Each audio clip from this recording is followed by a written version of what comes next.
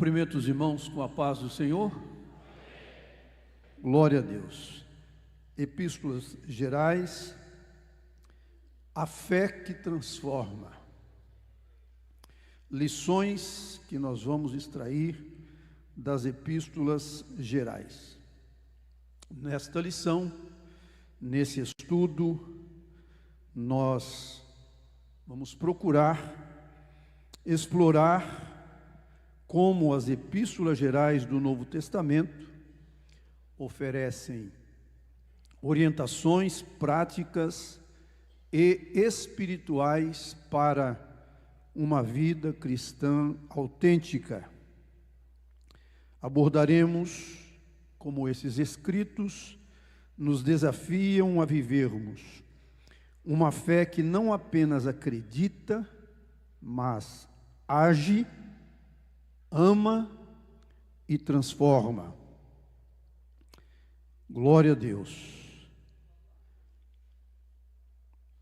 Nós veremos de forma panorâmica como enfrentar adversidades, como crescer espiritualmente, como combater falsos ensinamentos, mas sempre com olhar fixo na esperança eterna em Cristo Jesus, nosso Senhor. As epístolas gerais são um conjunto de cartas do Novo Testamento que não são direcionadas a um indivíduo, como as cartas pastorais, ou a uma igreja específica, como, por exemplo, a carta aos Romanos, as cartas aos Coríntios, carta à igreja de Éfeso, enfim. Essas cartas foram escritas para um público cristão mais amplo. Elas são chamadas gerais, porque sua mensagem é aplicável a todos os cristãos. São em número de 7, começando por Tiago, 1 Pedro, 2 Pedro, 1 João, 2 João, 3 João e a epístola de Judas. Essas epístolas oferecem orientação prática e espiritual sobre a fé cristã, encorajam a perseverança, alertam contra falsos mestres e enfatizam a importância do amor, a importância da verdade e a importância da santidade. Quantos podem glorificar o nome do Senhor? Você pode repetir comigo, por gentileza? Essas epístolas oferecem orientação prática e espiritual sobre a fé cristã, encorajam a perseverança, alertam contra falsos mestres e enfatizam a importância do amor, da verdade e da santidade. A epístola de Tiago, irmãos, está datada entre os anos 45 e 50 depois de Cristo. Essas datas, obviamente, são datas aproximadas. Ela foi escrita com um propósito: incentivar os crentes a viver uma fé autêntica e prática. Repita comigo: propósito, incentivar os crentes a viver uma fé autêntica e prática. Os destinatários desta carta foram os cristãos judeus dispersos entre as nações, a chamada diáspora. Nós temos alguns temas principais nesta epístola. Primeiro dele, fé e obras, sabedoria, controle da língua, paciência e oração. Vamos repetir juntos? Temas principais. 1, 2, 3. Temas principais. Fé e obras. Sabedoria. Controle da língua. Paciência e oração. Glória a Deus. Fé e obras. Tiago capítulo 2, versículo 17, está escrito: assim também a fé, se não tiver obras, é morta em si mesmo. Alguns eruditos da Bíblia têm procurado encontrar controvérsia entre os escritos de Paulo e a carta de Tiago. O próprio Martinho Lutero disse que Tiago não deveria constar no cânon sagrado, mas estas duas cartas, em relação à fé e obras, elas não têm nada que se contraponha uma à outra. Enquanto Paulo está falando da fé salvífica, a fé para a salvação, Tiago está falando do crente salvo para praticar boas obras. Amém? Glória a Deus. Lá em Efésios capítulo 2, versículo 8 a 10, Paulo fala: porque pela graça sois salvos por meio da fé. E isto não vem de vós, é dom. Aí ele diz: não vem das obras, para que ninguém se glorie. Mas ele conclui: porque somos feitura sua, criados em Cristo Jesus para as boas obras. Amém? Bendito seja o nome do Senhor.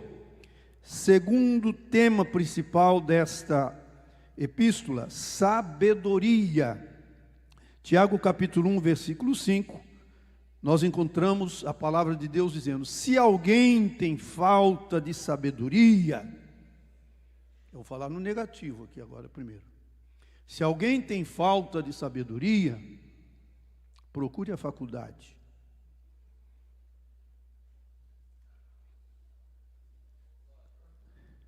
Vai fazer um curso científico. Se alguém tem falta de sabedoria, vai aprender lá na NASA. Vai aprender em Harvard. Vai aprender em Oxford. Não, aqui está escrito: se alguém tem falta de sabedoria, peça a Deus, que a todos dá liberalmente, não lancem rosto. Bendito seja o nome do Senhor.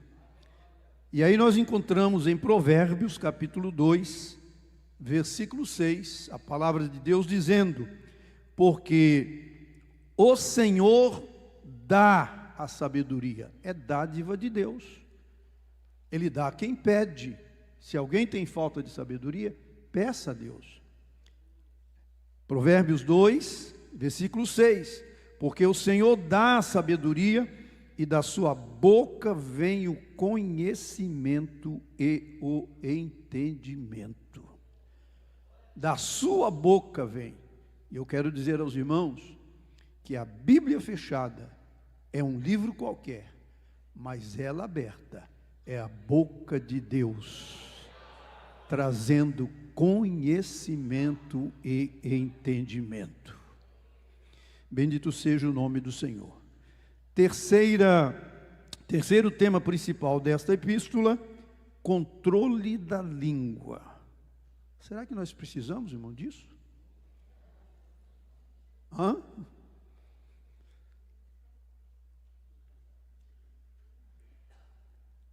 Tiago capítulo 3, versículo 5. Assim também, a língua é um pequeno membro e gloria-se de grandes coisas. Tiago escreve que se pode controlar uma grande embarcação com um pequeno leme. Se pode controlar um cavalo pondo freio, mas a língua é um problema sério, não é? A Bíblia diz que ela está cheia de peçonha mortal. E como controlar a língua? No livro de Provérbios, no capítulo 18, versículo 21, veja, irmãos, o que está escrito. Está escrito: a morte e a vida estão no poder da língua, e aquele que a ama comerá do seu fruto. Então, como controlar a língua? Eu vou pedir para um dos irmãos aqui me ajudar, por gentileza. Provérbios capítulo 13, versículo 3, que me veio aqui à mente agora. Provérbios capítulo 13, versículo 3. Se puder até me emprestar a Bíblia, eu leio aqui no microfone, só para a gente ganhar tempo. Provérbios 13, versículo 3. Observe o que diz: o que guarda a sua boca conserva a sua alma, mas o que muito abre os seus lábios tem perturbação. Então é melhor controlar a língua, não é, irmãos? É melhor guardar a boca. E agora nós estamos numa época, irmãos, que a gente precisa guardar os dedos. Não é, pastor Sérgio? A gente precisa guardar os dedos. Porque hoje, o que está falando muito são os dedos. No Instagram, no Facebook e etc. Então a gente precisa guardar os dedos. Glória a Deus. Quarto tema principal desta carta é paciência e oração. Tiago 5,16. A oração feita por um justo pode muito em seus efeitos. Ele traz a figura de Elias. Elias era um homem sujeito às mesmas paixões que nós, mas orando ele, aleluia, Deus fechou os céus. Orando ele, Deus abriu os céus. Então a oração de um justo pode muito em seus efeitos. 1 João capítulo 5, versículos 14 ao 15. E esta é a confiança que temos nele: se pedirmos alguma coisa segundo a sua vontade, ele nos ouve. Deus está atento às orações dos justos. Então você não precisa parar de orar porque o inimigo está soprando em seus ouvidos que a tua oração não está chegando aos céus. Tem anjos de Deus colhendo a minha, a sua e as nossas orações e levando para colocar no incensário de Deus que está diante do seu trono.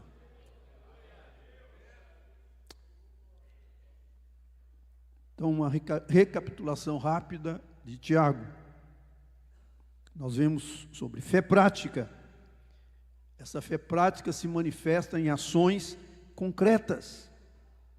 Sabedoria divina, a busca por sabedoria como um recurso espiritual. Autocontrole, o poder e a importância de controlar nossas palavras. Oração e paciência, o papel crucial da oração na vida do crente. Nós não podemos prescindir deste trabalho tão importante na nossa vida e na vida da igreja. Paulo escreveu dizendo: orai sem cessar. Vamos, irmãos, para uma passagem também panorâmica, na primeira epístola de Pedro, datada entre os anos 62 e 64 depois de Cristo. Pedro, também inspirado pelo Espírito Santo, escreveu com propósito. Qual propósito? Encorajar os crentes a perseverar na fé em meio ao sofrimento.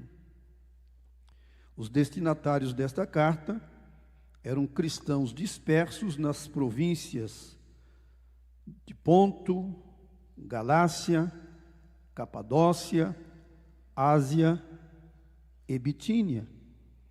E aí também nós temos alguns temas principais que eu gostaria de destacar com os irmãos. Primeiro deles, sofrimento e esperança. Segundo, santidade. Terceiro, submissão. Quarto, liderança. Os irmãos podem repetir comigo? Temas principais. Primeiro, 1, 2, 3. Primeiro, sofrimento e esperança. Segundo, santidade. Terceiro, submissão. Quarto, liderança. Glória a Deus. 1 Pedro 4,16, ele vai falar a respeito de sofrimento e esperança. Mas, se padecer como cristão, não se envergonhe. Os crentes ali estavam padecendo. E Pedro escreve: se você estiver padecendo como cristão, não se envergonhe.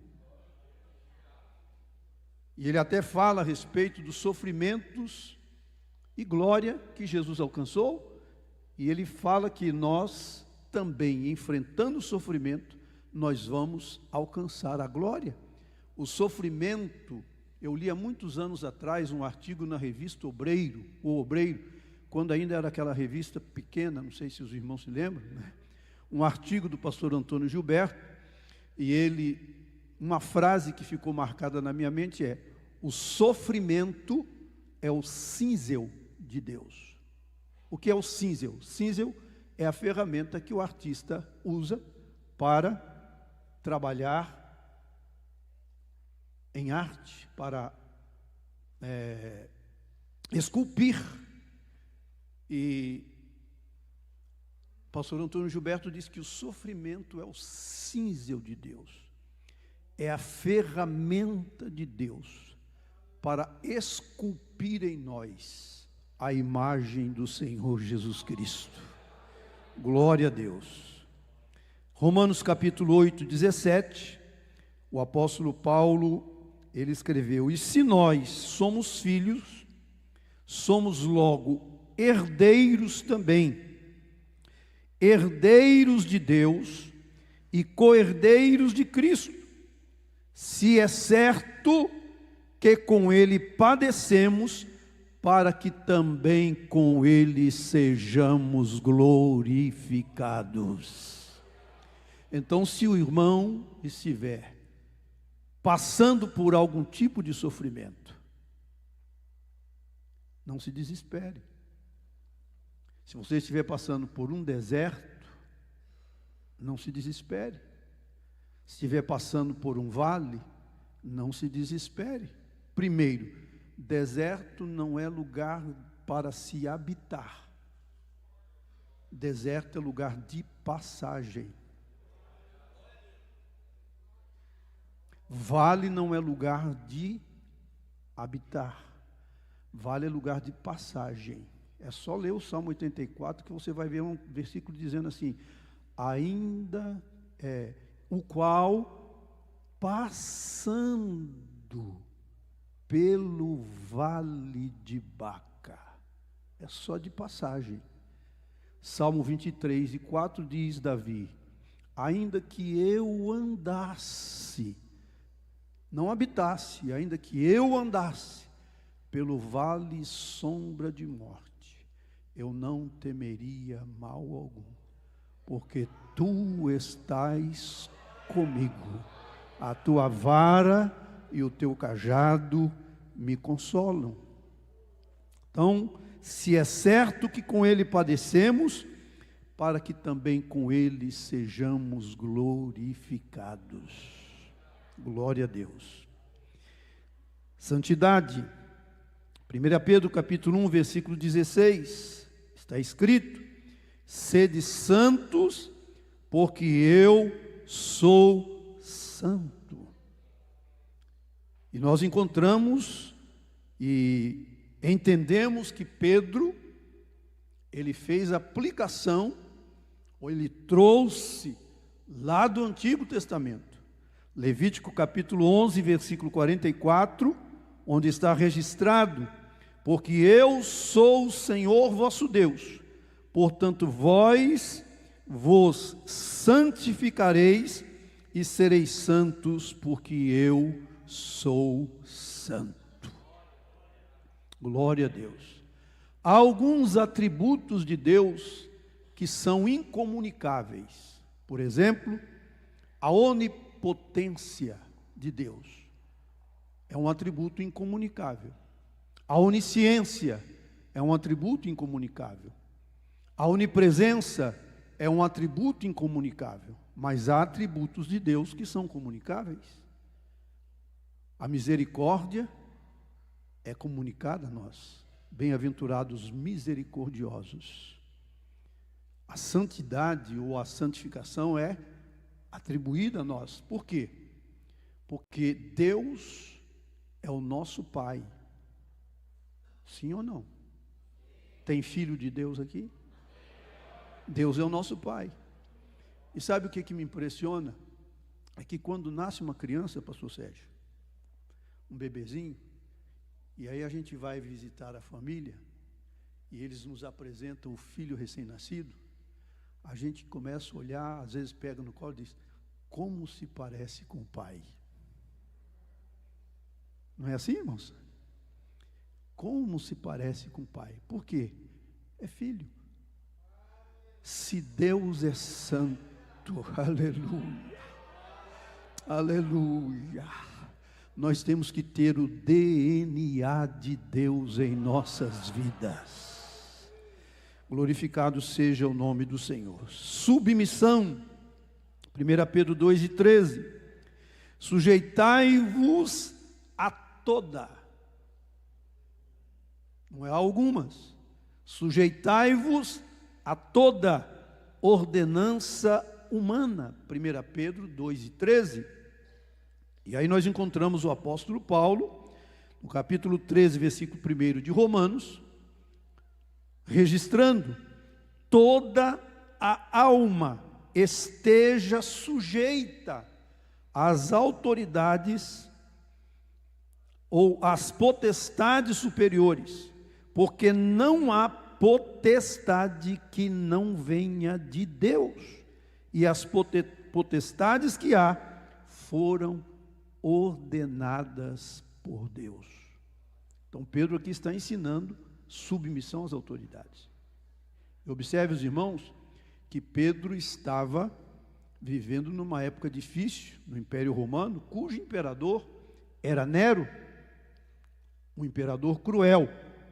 Mas ele está dizendo: ele é cruel, mas o nosso Deus, ele nos ensina que nós devemos nos submeter às autoridades.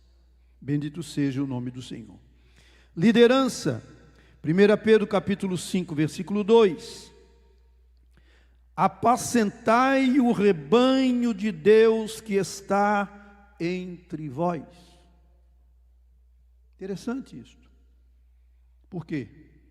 Porque Pedro era discípulo de Jesus. Pedro negou Jesus quantas vezes? Quantas vezes? 3 vezes. Jesus morre, Jesus ressuscita, e quando Jesus estava para ser preso, ou antes de ser preso, Jesus olhou para Pedro e disse: Pedro, eu vi Satanás como um raio cair do céu. Ele pediu-me para cirandar a sua vida, mas eu roguei ao Pai por ti para que a tua fé não desfaleça, porque Pedro tinha dito: Senhor, eu estou pronto para ir contigo até a morte. E Jesus disse: Pedro, antes que o galo cante 3 vezes, tu me negarás. Eu não, Senhor. O Pedro impetuoso, mas negou Jesus. Jesus morre. Aliás, o olhar de Jesus se cruza com o olhar de Pedro antes de Jesus ser preso. E quando se cruzam os olhares, Pedro chora amargamente. O olhar de Pedro para Jesus era como se ele estivesse dizendo: que besteira que eu fiz. Neguei o meu mestre. O olhar de Jesus para Pedro era: Pedro, eu sei quem você é. Eu te conheço. Daqui a pouquinho eu vou morrer por você na cruz do Calvário. Eu vou verter o meu sangue por você na cruz do Calvário. Jesus morreu, foi sepultado, ressuscitou, apareceu às mulheres e disse: diga aos meus irmãos que vão para a Galiléia, eu quero ter um encontro com eles lá. Mas não se esqueça de Pedro. Eu quero que Pedro esteja nessa reunião. E Pedro foi para a reunião. E chegando lá, Jesus já tinha peixe preparado, um jantar preparado para eles. Jesus olha para Pedro e diz: Pedro, tu me amas? Sim, Senhor, eu te amo. Segunda vez: Pedro, tu me amas? Sim, Senhor, eu te amo. Pedro, tu me amas? Ah, Senhor, tu sabes de tudo. Jesus olha para Pedro e diz: apacenta as minhas ovelhas. E agora nós vemos Pedro escrevendo: apacentai o rebanho de Deus que está entre vós. O Senhor Jesus tinha feito dele um líder, mesmo com todos os defeitos que Pedro tinha. Mas tem uma coisa: era um Pedro antes, viu, pastor Douglas? Era um Pedro antes do Pentecoste, mas aqui era o Pedro depois do Pentecostes. O Pedro depois do Pentecostes, um líder formado pelo Senhor Jesus Cristo. Glória a Deus. E agora ele estava apto para dizer: apacentai o rebanho de Deus que está entre vós. E esse texto que nós citamos para os irmãos se encontra em João capítulo 21, versículo 17, a respeito do encontro de Jesus com Pedro. Vamos recapitular. Primeiro nós falamos aqui sobre a perseverança no sofrimento. Isso significa o quê? Que cada crente deve manter a fé em tempos de adversidade. Deixa eu lembrar uma coisa aqui aos irmãos, que está escrito em Eclesiastes capítulo 7, versículo 14. A Bíblia diz: no dia da prosperidade, goza do bem, mas no dia da adversidade, considera-o, porque Deus fez a ambos. Deus tanto fez o dia da prosperidade, como Ele fez o dia da adversidade. Agora, no dia da adversidade, a Bíblia diz: é para considerar, não é para murmurar, não é para reclamar, não é para se queixar, não é para jogar a toalha, não é para desanimar, não é para retroceder, não é para parar, é para considerar, é para perseverar na fé. Amém, irmãos? Glória a Deus. Um chamado à santidade. Pedro aqui nos incita a viver uma vida santa, como um reflexo do caráter do Senhor nosso Deus. Pedro retrata aqui submissão e respeito, nos incitando também a relacionamentos com as autoridades e com as lideranças. Pedro fala de liderança servidora, o modelo de liderança cristã baseada no serviço. Glórias ao nome de Jesus. Vamos, portanto, para a segunda epístola de Pedro, datada entre os anos 65 e 68 depois de Cristo. Também foi escrita, obviamente, com um propósito: alertar os crentes sobre falsos mestres e ensinamentos heréticos, destinatários, cristãos em geral, possivelmente os mesmos destinatários da primeira epístola. Temos nessa segunda epístola temas principais.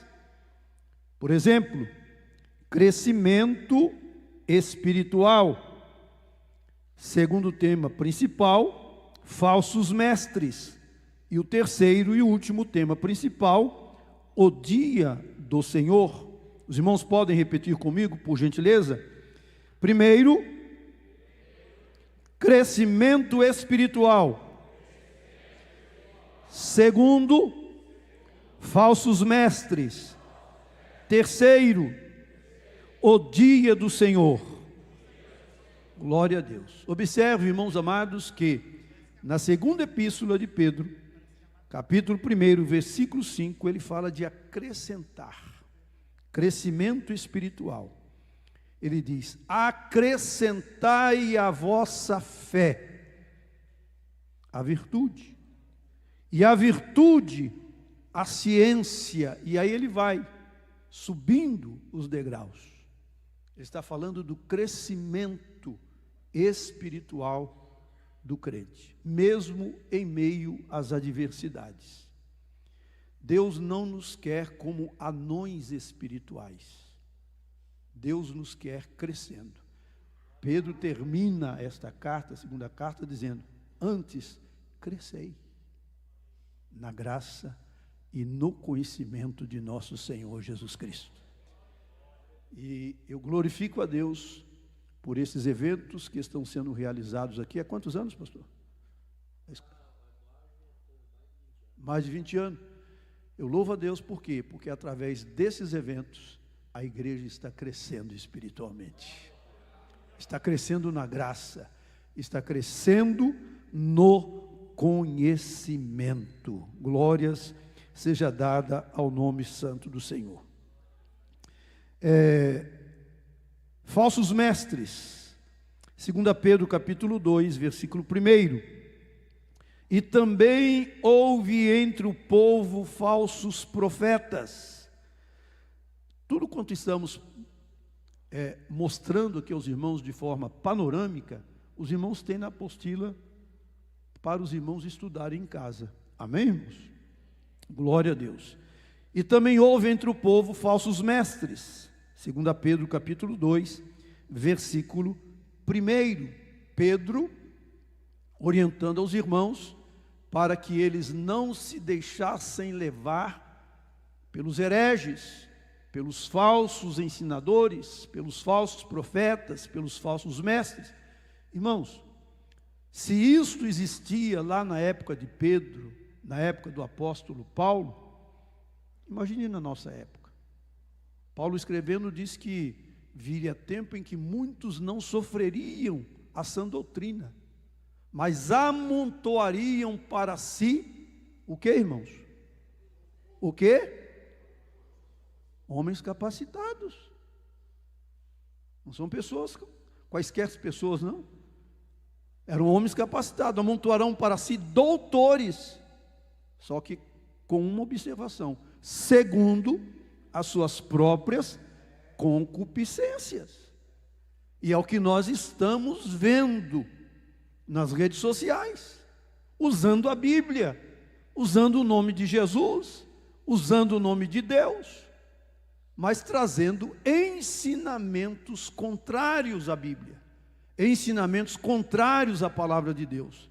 Já o apóstolo Paulo, o apóstolo Pedro, tinham essa preocupação e procuraram orientar a igreja, os novos obreiros, a respeito desse perigo.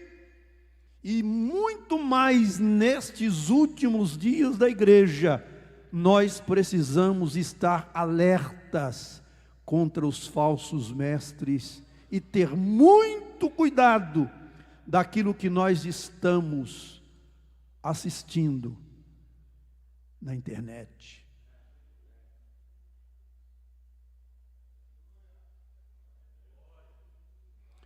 Os teólogos, entre aspas, de internet. Então precisamos ter muito cuidado. É a orientação do apóstolo Pedro. E o terceiro ponto, o dia do Senhor. 2 Pedro 3:10. Mas o dia do Senhor virá como ladrão de noite, de maneira repentina. Isso significa que todos nós devemos estar alertas, preparados. A volta do Senhor é iminente. Qualquer momento o céu vai se rasgar. O Senhor Jesus vai aparecer nas nuvens dos céus. E quem estiver preparado vai ouvir o som da trombeta. E vai subir para estar com Jesus por toda a eternidade. Recapitulando, Pedro fala de crescimento contínuo. Ou seja, a importância do desenvolvimento espiritual. Pedro fala da vigilância contra falsos mestres, identificando e resistindo a falsos ensinamentos. Nós precisamos identificar, precisamos resistir aos falsos ensinamentos da nossa época. Pedro fala da expectativa do dia do Senhor. Significa que nós precisamos viver com uma perspectiva eterna. O nosso lugar não é aqui. Estamos no mundo, mas não somos deste mundo. Bendito seja o nome do Senhor. Meus amados, a epístola de Tiago, 1 Pedro, 2 Pedro, nos oferecem uma rica, eu coloquei aqui uma rica tapeçaria de ensinamentos sobre a natureza da fé cristã. Elas nos desafiam a não apenas acreditar, mas a viver essa fé de maneira tangível e perseverante em nosso dia a dia. Vamos, dia a dia, refletir sobre as lições essenciais dessas cartas e como podemos aplicá-las em nossas vidas. Amém? Que Deus nos abençoe em nome de Jesus. Logo mais à tarde, nós estaremos ministrando a segunda parte. Que Deus os abençoe no nome do Senhor.